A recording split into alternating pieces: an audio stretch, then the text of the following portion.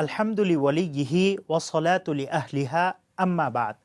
সুপ্রিয় দর্শক শ্রোতা, বছরের সবচেয়ে মহিমান্বিত মাস রমজান, আল্লাহর নৈকট্য অর্জনের সেরা মাস, রহমত, মাগফিরাত ও নাজাতের মাস। এই রমজানে সময়ের বিশেষ আয়োজন হৃদয়ে রমজানে আপনাদেরকে স্বাগত জানাচ্ছি। আমি মুফতি আবদুল্লাহ তামিম। রমজান মাস জুড়ে প্রতিদিন ক্ষমা প্রার্থনার গুরুত্বপূর্ণ সময় ভোররাতে আপনাদের সামনে হাজির হব। রহমতের দুয়ার খোলা মহিমান্বিত মাস রমজানে সময়ের মাসব্যাপী এই আয়োজনে সময়ের সঙ্গেই থাকবেন ইনশা আল্লাহ। মহিমান্বিত মাহে রমজান মুমিনের প্রিয় মাস, আল্লাহ তাআলার পক্ষ থেকে অনুগ্রহ, অনুকম্পা, ক্ষমা ও নাজাত প্রাপ্তির মাস। পবিত্র এই মাসে কোরআন অবতীর্ণের মাস। মহান আল্লাহ তাআলা কোরআনে বলেন, শাহরু রমাদান আল্লাযী উনজিলা ফীহিল কুরআন হুদাল লিন-নাসি ওয়া বাইয়িনাতিম মিনাল হুদা ওয়াল ফুরকান ফামান শাহিদা মিনকুমুশ শাহরা ফালইয়াসুম। রমজান মাস যে মাসে কোরআন নাজিল করা হয়েছে, যা মানুষের জন্য হিদায়েত এবং এমন সুস্পষ্ট নিদর্শনাবলী সম্বলিত যা সঠিক পথ দেখায় এবং সত্য মিথ্যার মধ্যে চূড়ান্ত ফায়সালা করে দেয়।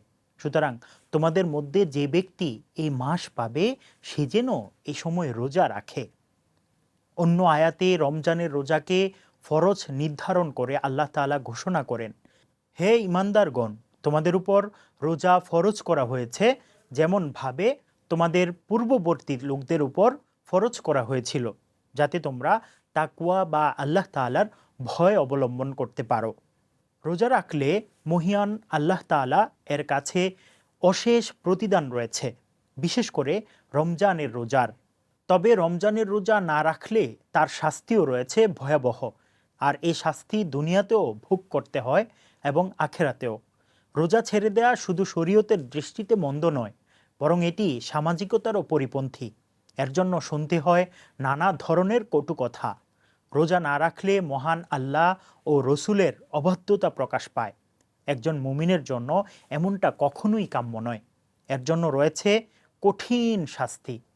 আল্লাহ তাআলা বলেন, যে ব্যক্তি আল্লাহ ও তার রসুলের অবাধ্য হয় এবং আল্লাহ তাআলার প্রদত্ত সীমারেখা অতিক্রম করে, আল্লাহ তাআলা তাকে জাহান্নামে প্রবেশ করাবেন এবং তার জন্য রয়েছে লাঞ্ছনাকর শাস্তি। রোজার বিধান লঙ্ঘন করলে আধ্যাত্মিকভাবে ক্ষতিগ্রস্ত হতে হয়। রোজার মধ্যে রয়েছে আত্মার পরিশুদ্ধি ও পবিত্রীকরণ, কিন্তু রোজা না রাখলে বঞ্চিত হতে হয় এই সুযোগ থেকে। রমজানের প্রতিটি রোজার পরিবর্তে একটি করে কাফারা দিতে হবে। কাফারা হলো একটি গোলাম মুক্ত করতে হবে। কারো গোলাম কেনার সামর্থ্য বা গোলামের অস্তিত্ব না থাকলে একাধারে 60টি রোজা রাখতে হবে। মধ্যখানে ভেঙে ফেলা যাবে না। ভেঙে ফেললে আবার শুরু থেকে 60টি রোজা রাখতে হবে। যদি এটারও সক্ষমতা কারো না থাকে, তাহলে 60 জন মিসকিনকে গম, ভুট্টা, চাল, খেজুর, অর্থ বা অন্য কিছু মূল্যবান বস্তু প্রদান করতে হবে।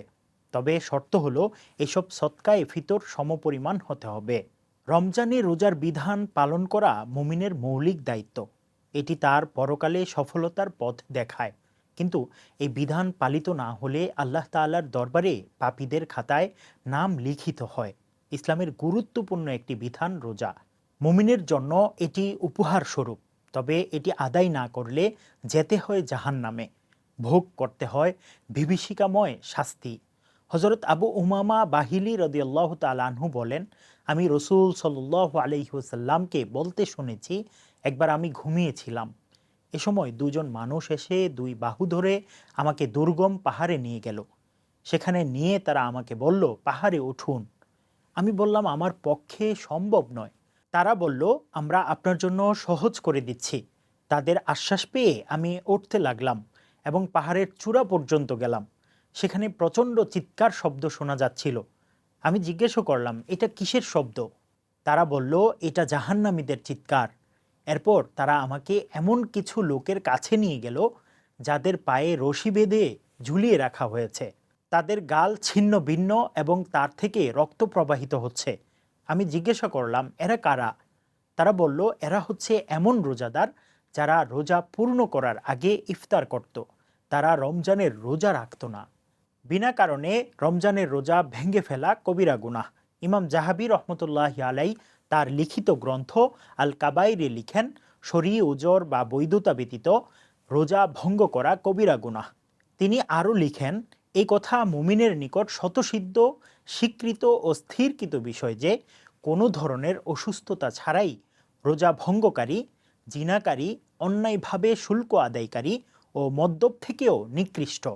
বরং ইসলামী বিশেষজ্ঞরা তার মুসলমান হওয়ার ব্যাপারে সংশয় পোষণ করেন এবং তার প্রতি নাস্তিকতার ধারণা রাখেন।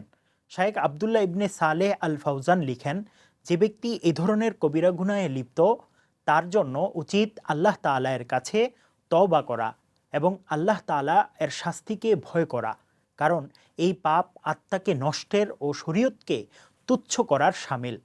রোজা শুধু আল্লাহ তাআলা এর বিধান পালন ও আনুগত্যের জন্য নয়, বরং রোজা রাখা নিজেকে সংবরণ রাখার মাধ্যম, আত্মার কামনা বাসনাকে নিয়ন্ত্রণে রাখার পন্থা।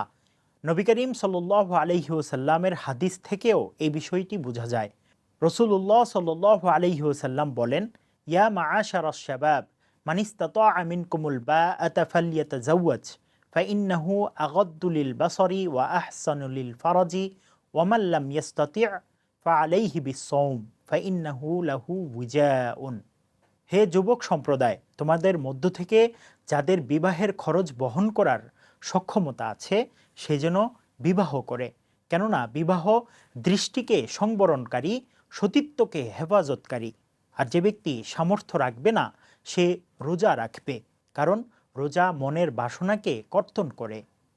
শরীয়ত সম্মত কারণ ছাড়া যে ব্যক্তি ইচ্ছাকৃত একটি রোজাও পরিত্যাগ করে সে নিকৃষ্ট পাপী, দ্বীনের মৌলিক ফরজ লঙ্ঘনকারী এবং ঈমান ও ইসলামের ভিত্তিকে বিনষ্টকারী রূপে পরিগণিত হবে। আর এই কারণে তার যে ক্ষতি হবে তা কশ্চিনকালেও পূরণ হবে না। এমনকি পরে কাজা করে নিলেও রমজানের রোজার কল্যাণ ও বরকত থেকে সে বঞ্চিত হবে। হাদিস শরীফে এসেছে, যে ব্যক্তি কোনো ওজর বা অসুস্থতা ছাড়া রমজানের একটি রোজা পরিত্যাগ করবে, সে যদি ওই রোজার পরিবর্তে আজীবন রোজা রাখে তবুও ওই এক রোজার ক্ষতিপূরণ হবে না। আল্লাহ রাব্বুল আলামিন আমাদেরকে গুরুত্বপূর্ণ ফরজ বিধান রমজান মাসের রোজা সঠিকভাবে পালন করার তৌফিক দান করুন, আমিন। রহমত, বরকত, মাগফিরাত ও নাজাতের এই মাসে সময়ের বিশেষ আয়োজন হৃদয়ে রমজান প্রতিদিন সেহরির সময় দেখার আমন্ত্রণ জানিয়ে আজকের মতো বিদায় নিচ্ছি। আসসালামু আলাইকুম ওয়া রাহমাতুল্লাহি ওয়া বারাকাতুহু।